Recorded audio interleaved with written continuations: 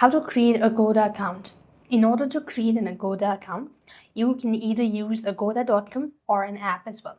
If you want to go with the app, you make sure to open up your app store and on the search bar type in Agoda, cheap flights and hotel. This is the particular app that we need. So click or tap on the open button. Now you proceed on with the creations of your account. You can either go ahead and use your Google account, Facebook, or sign in with your Apple ID as well.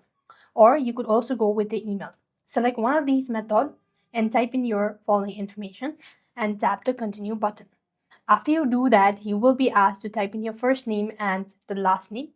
As you're done, make sure to mark on the terms and conditions and tap on agree. As you've done this, it's going to send you a verification or one-time passcode, which you have to type in. So here it is in my email. This is going to be the code. So tap on the continue button. As you've done this, you can go ahead and enable notification as well if you want to. Otherwise, simply tap on no thanks. You could also use or access your locations, all that. If you want to do this, you could enable it, and that's how you're supposed to create a Agoda account. So with that being said, we've completed our steps. Thank you for watching. See you in the next video.